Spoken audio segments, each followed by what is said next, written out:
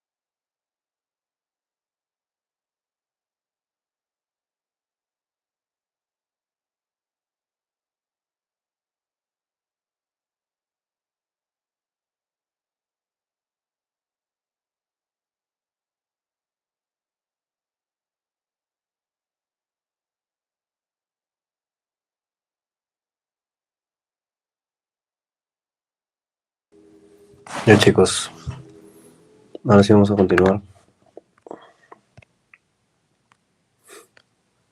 Se ha grabado lo que ha podido el pencil, así que hay que tratar de avanzar un poquito rápido. Igual con los datos puntuales. También para no terminar muy tarde. Ya. Entonces ahora vamos a hablar de lo que son los cocos, ¿no?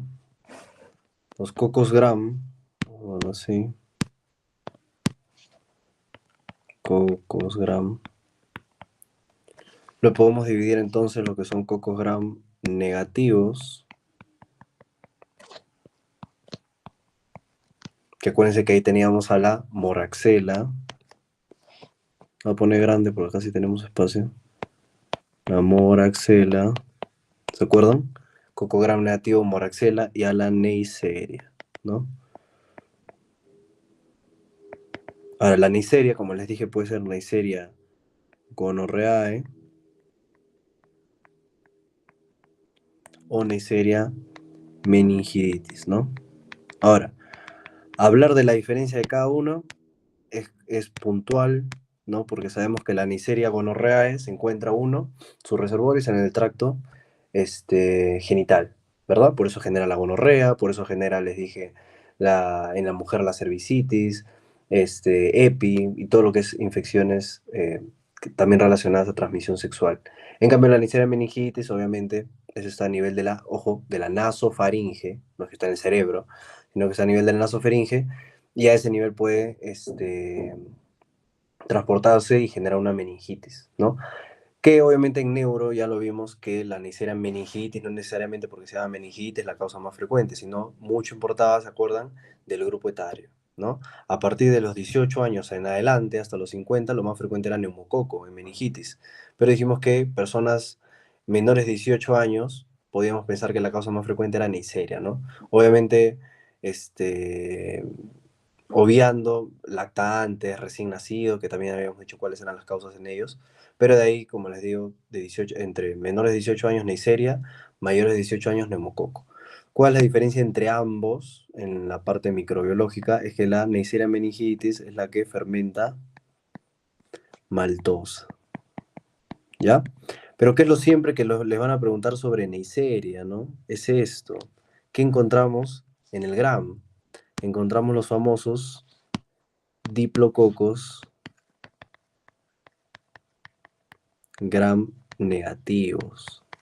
Ya los diplococos gram negativos, o te pueden poner, se encuentran diplococos, ¿no? Acá ya están viendo la tinción rosada, por eso es gram negativo, que se juntan de a dos, por eso son diplococos, ¿ya? Característico. Entonces, si te ponen un paciente con Neisseria, y el cultivo específico para Neisseria, estamos hablando de Neisseria, porque ya les dije que Moraxella siempre va de la mano con que puede generar sinusitis, otitis media aguda, ¿ya? Pero en tercera frecuencia, abajo del neumococo, abajo de la hemofilus, ¿ya? Entonces el cultivo, seguimos hablando acá de Neisseria, el cultivo, acuérdense que es el cultivo de Thayer-Martin, es un cultivo específico de Neisseria, ¿ya?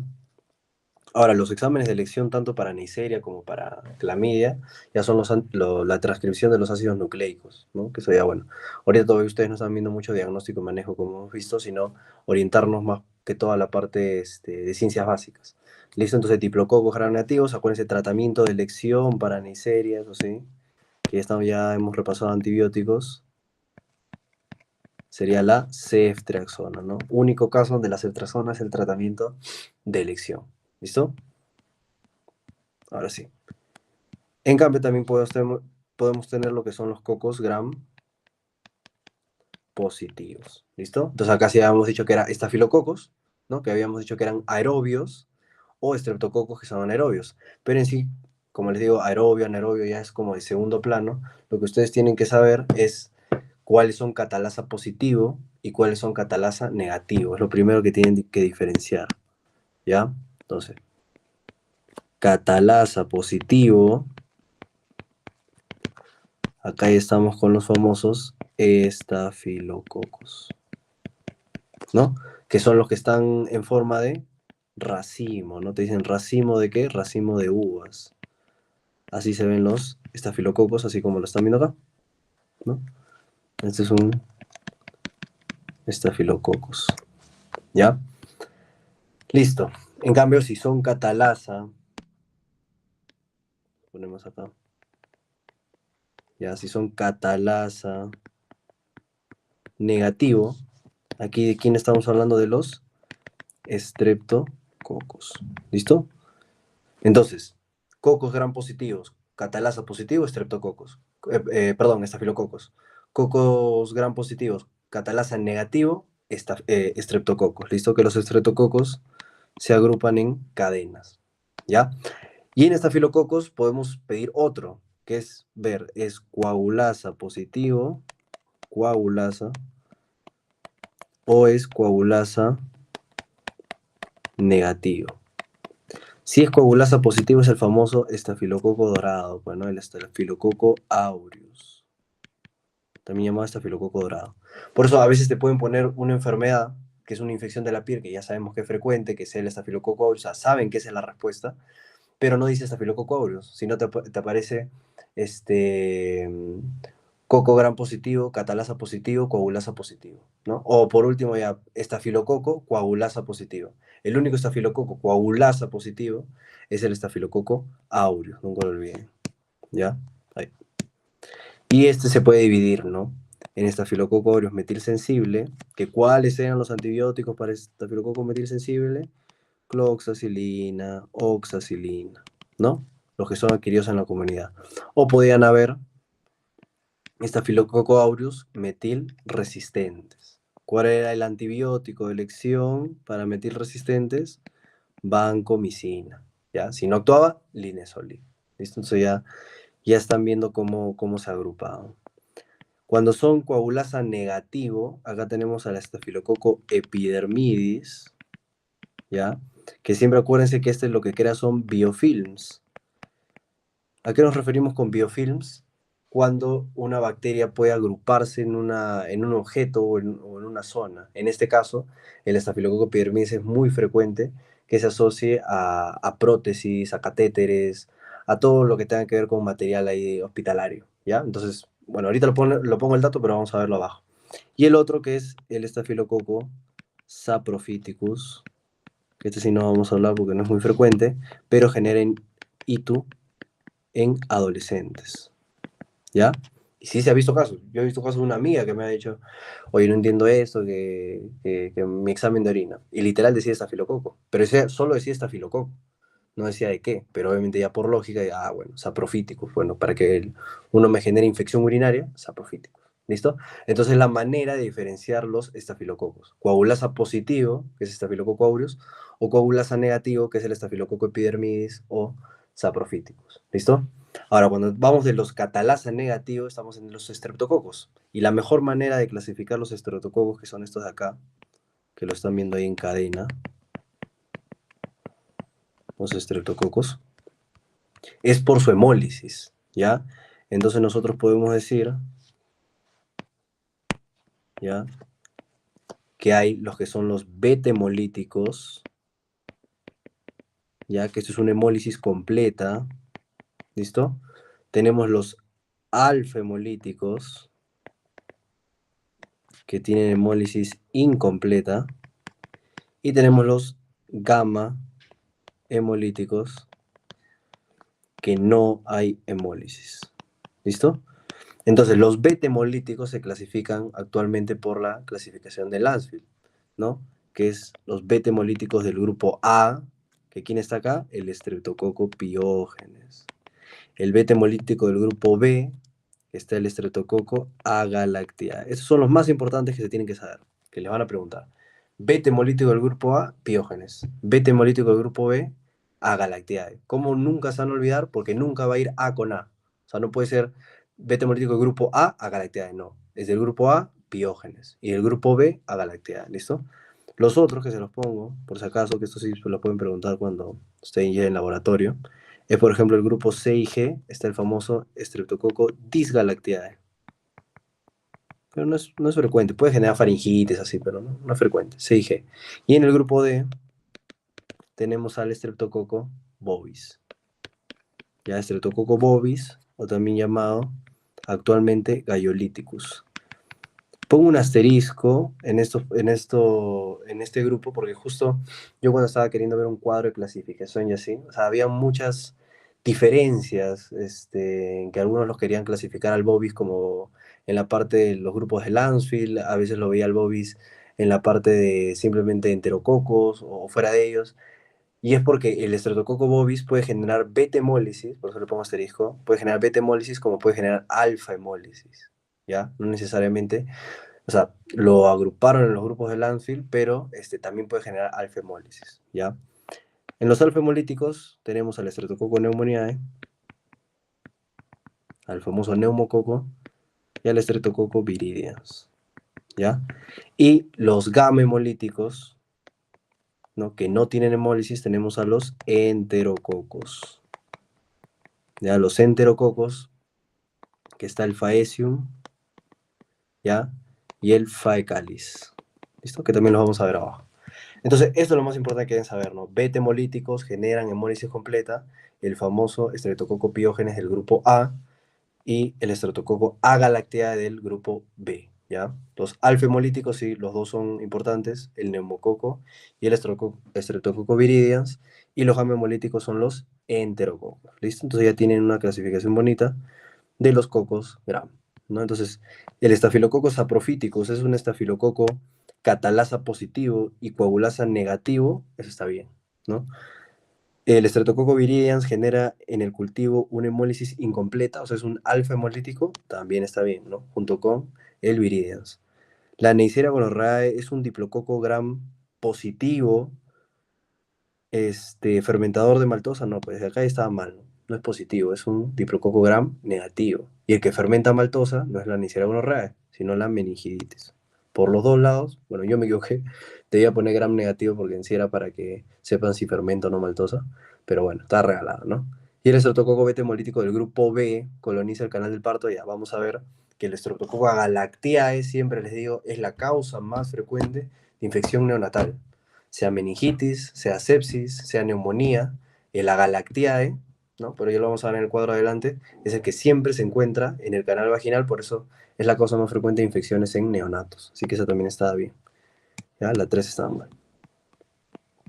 Entonces ahora sí vamos a hablar del estafilococo. ¿Listo?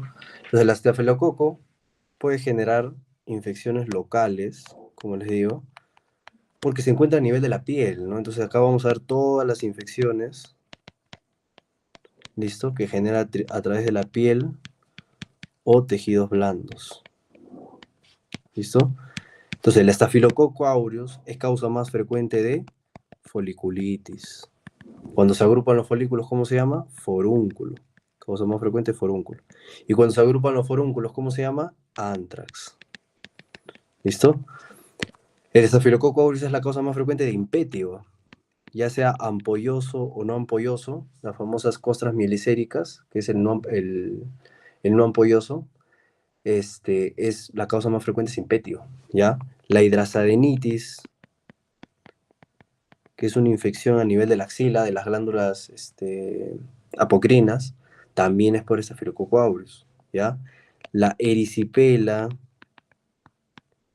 ¿listo? La celulitis, que son infecciones de la dermis. Acuérdense que la diferencia, bueno, eso más que todo lo ven en semio, ¿no? Pero desde ahorita se los digo, que la erisipela es una infección en lo que es dermis superficial. Por eso que la erisipela tiene bordes delimitados, o sea, es una área rubor roja, pero con bordes delimitados. En cambio, la celulitis afecta más que todo la dermis profunda, y por eso los bordes son irregulares, o sea, te dicen que no tiene bordes la lesión, ¿ya? Pero son infecciones dérmicas de la piel, entonces también la causa más frecuente en ambos casos es Staphylococcus aureus, ¿ya? Bueno, erisipela también se ha visto que puede ser más frecuente Streptococcus pyogenes dependiendo de la bibliografía, ¿ya? Pero están ahí ambos siempre. Es la causa más frecuente de mastitis infecciosa, se da cuando vean ginecología, el tratamiento de elección es dicloxacilina, oxacilina, porque la causa más frecuente es Staphylococcus aureus, ¿ya? ¿Qué más? El lugar de orilla operatoria, infección de sitio operatorio, pacientes posoperados también, como es piel, por eso les damos cefalexina a las gestantes, porque, por ejemplo, a las gestantes, o sea, a las puérperas no les puedes dar clindamicina, pues, ¿no? No es recomendable la clindamicina porque podría pasar a la leche materna. Entonces, por ejemplo, le damos un antibiótico que cubra gram positivos, que es tolerable en las embarazadas, en las embarazadas, en las puérperas, los mejores antibióticos son los beta-lactámicos, ¿ya?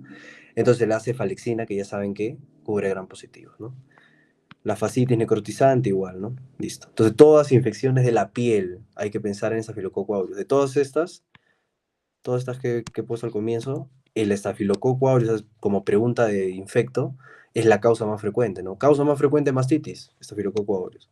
Causa más frecuente impétigo, estafilococo aureus. Causa más frecuente foliculitis, forúnculo, anthrax, Staphylococcus aureus. Causa más frecuente hidrosadenitis, Staphylococcus aureus, ¿ya? Acá sí se los dejo, como les digo, dependiendo de la bibliografía, ¿ya? Pero el Staphylococcus aureus también está ahí en los primeros. Y puede generar también infecciones sistémicas, ¿no? Que obviamente si es sistémico, no voy a pensar pues que es metil sensible, hay que pensar que tal vez ya es metil resistente. Te puede generar neumonías, como les digo, más frecuentes se asocian neumonías intrahospitalarias, ¿ya?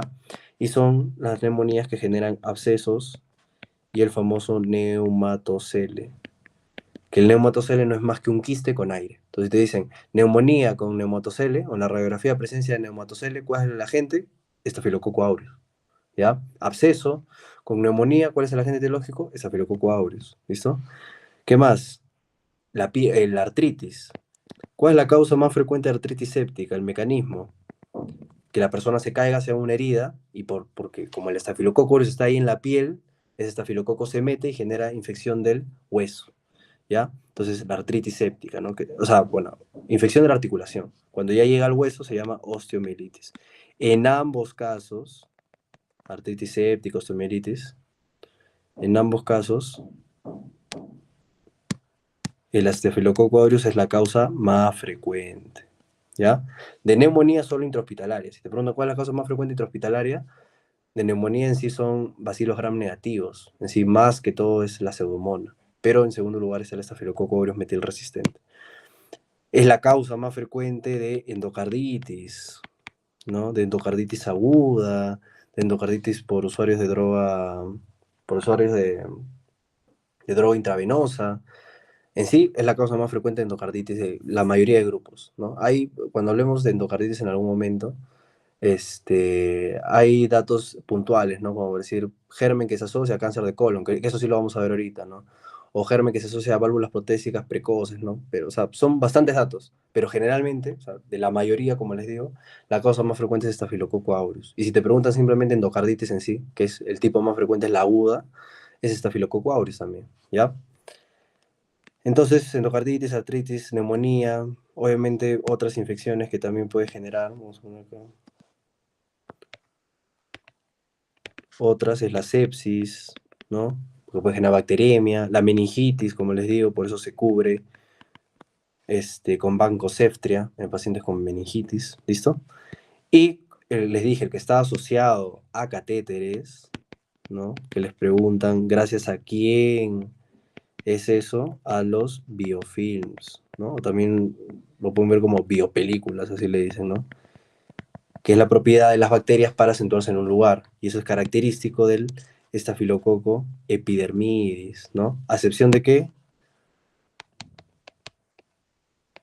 A excepción de la ventilación mecánica, porque acuérdense que la ventilación mecánica es más frecuente por el ambiente que se crea, que lo más frecuente que crezca es la pseudomona, ¿ya?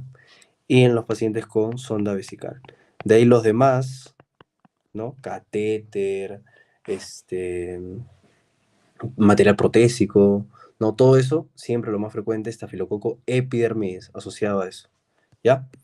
Entonces te decía cuál de ellas no es el principal agente etiológico, entonces en el impétigo es la causa más frecuente, forúnculo es la causa más frecuente, endocarditis es la causa más frecuente, infección de prótesis, sí, o sea, también acá lo podríamos poner, infección de prótesis, pero no es la causa más frecuente, ¿no? Siempre que asociamos prótesis, que asociemos catéteres, material instrumental, estafilococo, epidermidis, ¿no? O sea, o te pueden poner estafilococo coagulasa negativo, ¿ya? Entonces, ojo con las preguntas. Ya, siguiente. Entonces, esas son todas las infecciones que hemos dicho que puede generar estafilococo aureus.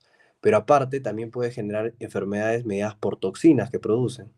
Una de esas es la famosa intoxicación alimentaria por estafilococo aureus. Y acá los datos puntuales vamos a ver, ¿no? ¿A qué está asociado? A comidas altas en carbohidratos, ¿no? Siempre lo asocian a pasteles, pero puede ser lácteos, puede ser huevo, puede ser carne, ¿no? Entonces, alto en carbohidratos. Ya, la toxina, que es lo que nos importa, la parte de micro. Toxina. ¿Cómo se va a llamar? Enterotoxina. Una toxina que actúa a nivel del enterocito. La enterotoxina de la A a la E. Eso podrían preguntarte, ¿no? Que te pongan de la D a la F, qué sé yo, ¿no? De la A a la E es el tipo de enterotoxina que genera esta intoxicación alimentaria. El periodo de incubación es importantísimo.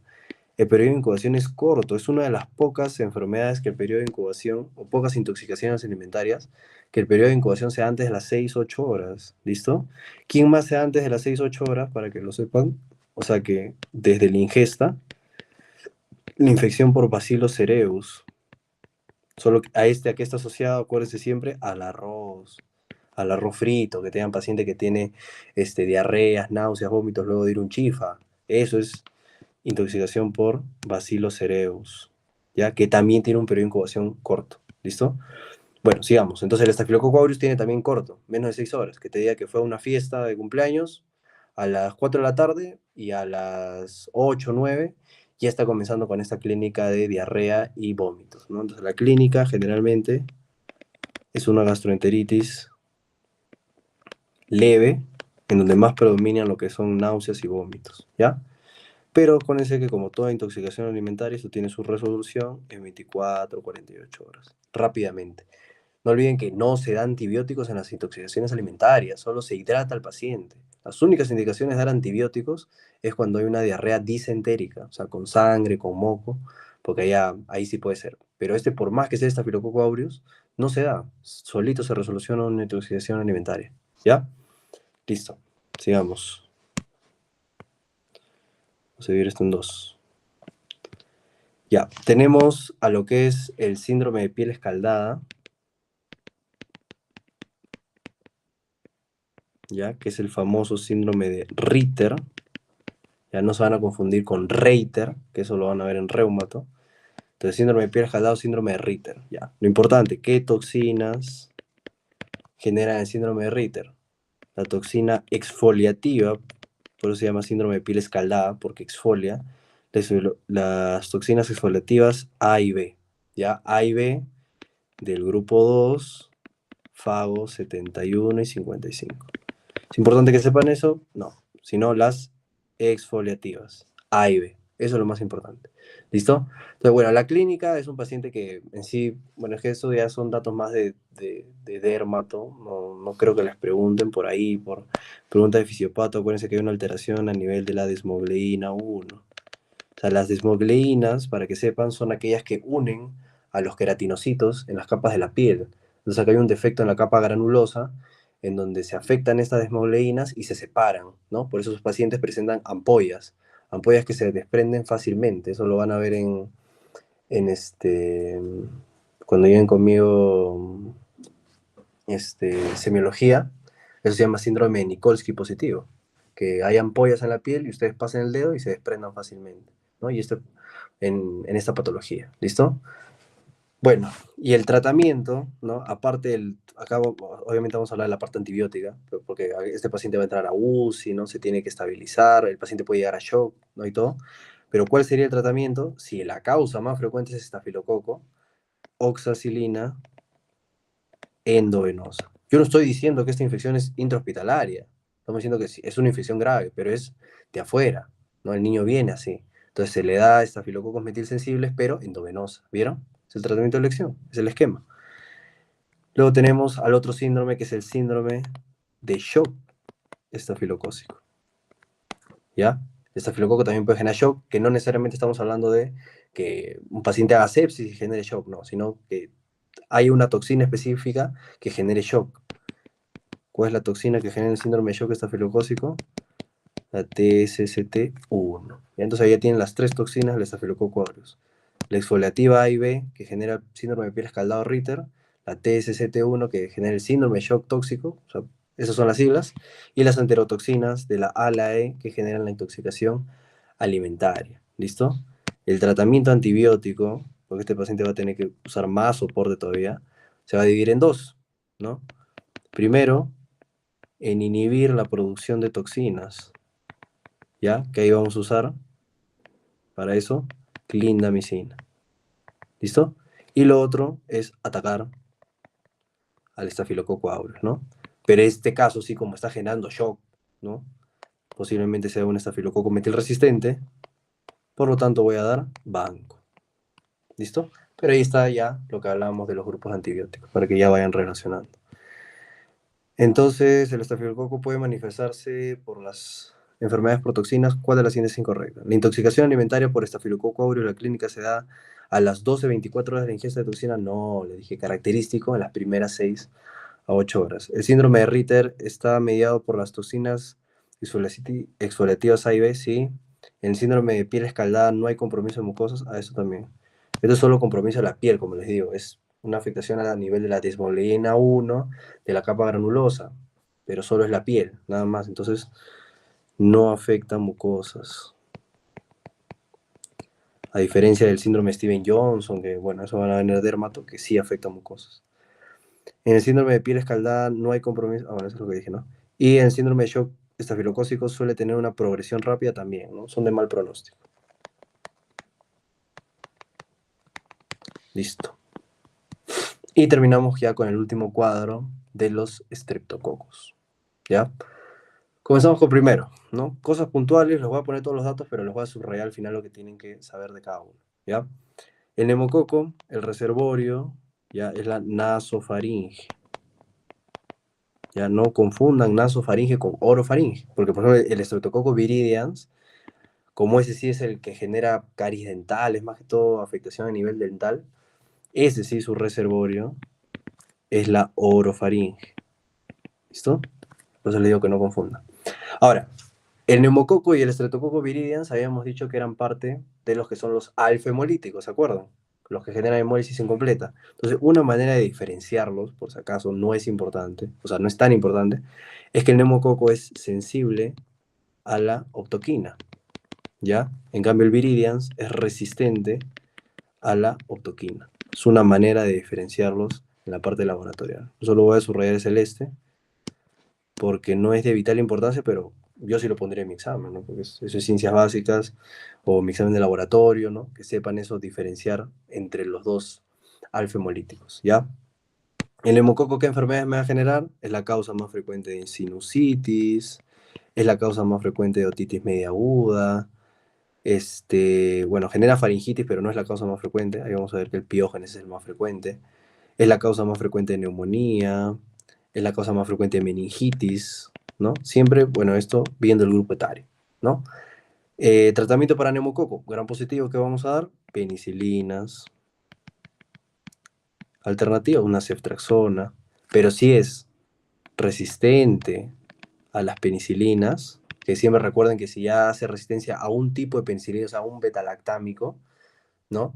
Ya no se da de ese tipo, ¿se entiende? ¿No? O sea, siempre que hay una resistencia, ya sea a la penicilina, se puede hacer una reacción cruzada y también generar resistencia a cefalosporinas o a cualquier grupo de los beta-lactámicos, ojo, ¿ya? Entonces, en estos casos ahí damos macrólidos. ¿Listo?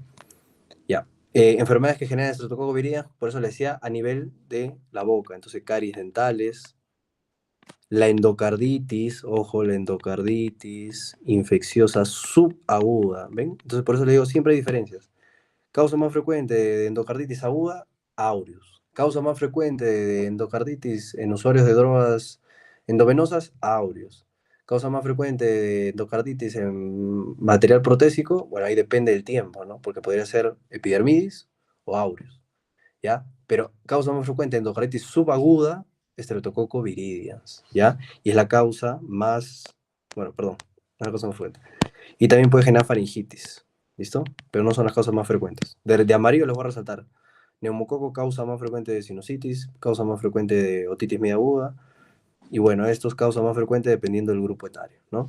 El tratamiento, igual. Penicilinas o ceftriaxona, y si hay resistencia a penicilinas, macrólidos, ¿ven? Listo, luego tenemos los beta-hemolíticos, ¿no? Los más importantes, el piógenes y el agalactiae. ¿Los podemos diferenciar por algo? También, ¿no? El piógenes es sensible a la bacitracina. En cambio, la galactea es resistente a la bacitracina, ¿no? Por eso les digo, o sea, están conglomerados en los grupos para que entiendan, ¿no? Estos son los beta, alfa, beta. ¿Listo? El piógenes, igual su reservorio, es la nasofaringe, por eso le digo, el único que es la orofaringe es el viridian, por eso es que genera carie dental. Y tiene lo importante, ¿no? Una exotoxina A que es la que genera la enfermedad que esté, o sea, la enfermedad que está haciendo el piógenes en ese momento, y tiene la famosa estreptolicina O. Ya eso lo voy a poner acá. El estreptococo piógenes, a través de la estreptolicina O, genera mimetismo molecular. Y esto hace que posterior genere complicaciones no supurativas. ¿Cuáles son esas? Las famosas glomerulonefritis, que hablamos ahora en la última clase de nefro postestreptocócica, ¿no? ¿Se acuerdan que era el antecedente de haber tenido faringitis 1 o 2 semanas antes, ¿no? Por un proceso respiratorio alto, o de 3 a 4 semanas de un proceso cutáneo, ¿no? Entonces, ese es un tipo de complicación no supurativa. La otra es la fiebre reumática, que también el antecedente de haber tenido, o sea, siempre es antecedente, te dicen de haber tenido un cuadro respiratorio superior, porque te están ahí como orientando a que la causa es Streptococcus pyogenes, ¿ya? Pero obviamente tendría que ser bacteriano, ¿listo? Voz estreptocócica, fiebre reumática, la escarlatina, ¿no? Son las más importantes que deben saber como complicaciones no superativas, ¿no? La escarlatina, que también es un tipo de enfermedad exantemática en pediatría, muy estudiada, ¿ya? Listo. Entonces, ese streptolicina O es muy, muy importante y muy grave también. ¿Ya? ¿Qué más? Ya, bueno, enfermedades. Acá sí es la causa más frecuente de faringoamigdalitis, ¿no? Tanto de faringitis como amigdalitis. Pero acuérdense que la causa más frecuente de faringitis es viral, ¿no? Más del 60-70%. Por eso no todos los pacientes que vienen con faringitis se le dan antibióticos. Hay que ver, ¿no? Criterios de Centor. Eso es un poquito más de semiología, pero rápido. Ven, adenopatías es para bacteriano. Presencia de placas, para eso usamos el bajalenguas y ver la orofaringe para ver si tiene placas exudados. Eso también es otro punto.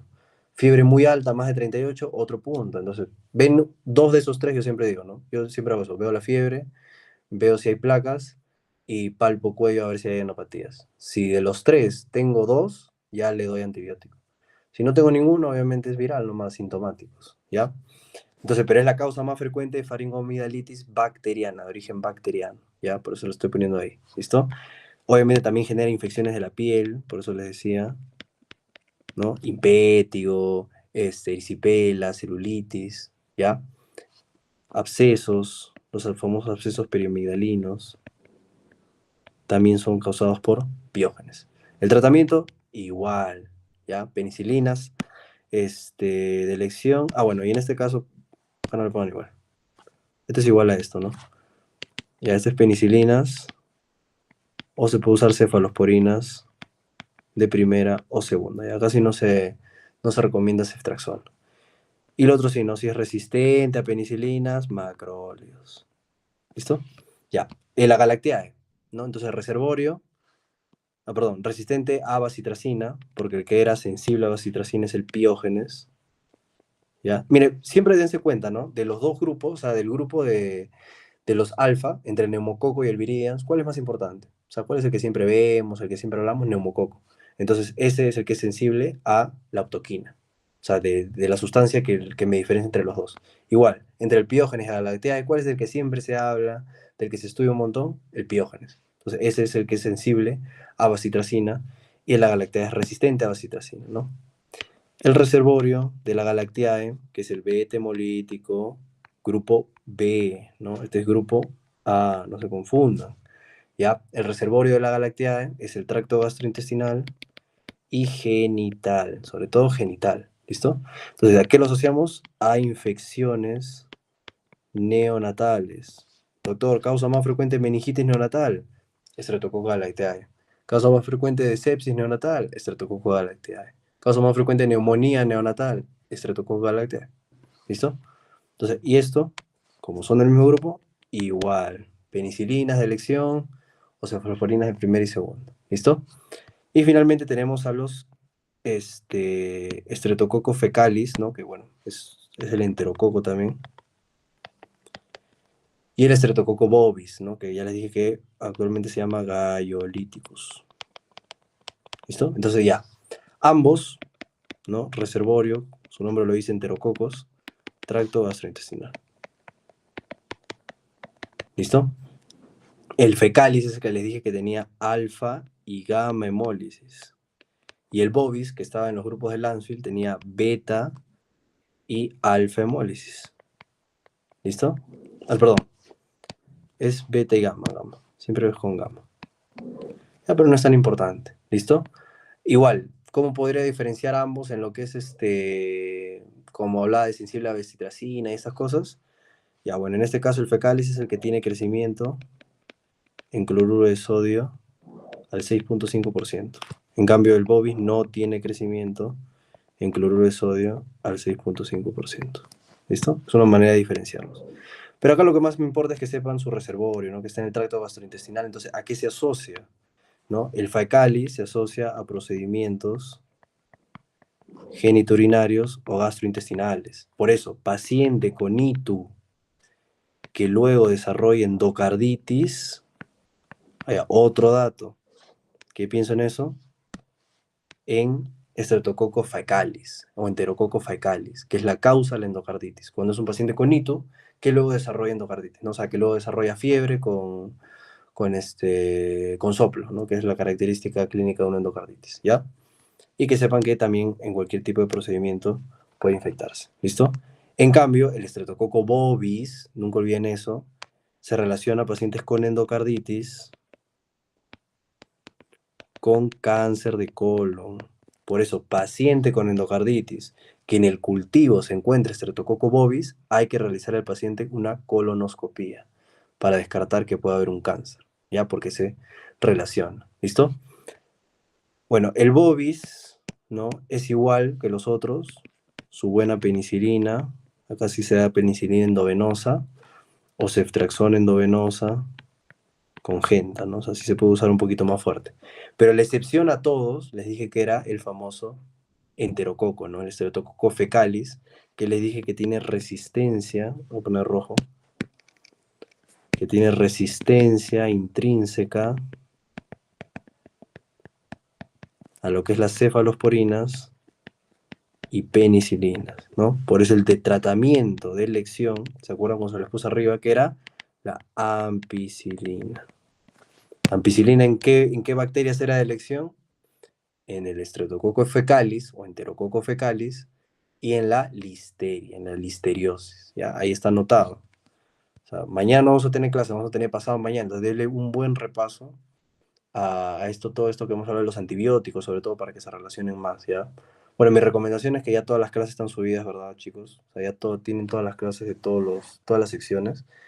Entonces ya por día ya comiencen a ver, o sea, en por dos comiencen a ver todas las clases, anoten, porque de ahí les va a venir, como les digo. Y entonces, ¿cuál es la incorrecta? ¿El estreptococo galactae es la causa más frecuente de sepsis neonatal? Sí, es la causa más frecuente de todo neonatal, ¿ya? La estreptolicina O del Streptococcus pyogenes genera complicaciones no supurativas. Sí, las complicaciones supurativas son eso de los abscesos, ¿ya? Que son otra complicación, pero no son las no supurativas. Cuando hablamos de no supurativas, nos referimos a este mimetismo molecular por la estreptolicina O, ¿no? Que genera después estas enfermedades como fibro-reumática, escarlatina y también lo que les dije, pues ya, mi cerebro se está apagando. La glomerulonefritis postestreptocócica, ¿no? Que eso lo hemos visto en renal ahora último. El tratamiento de elección del enterococo fecalis es la penicilina, no, es la ampicilina. ¿Listo?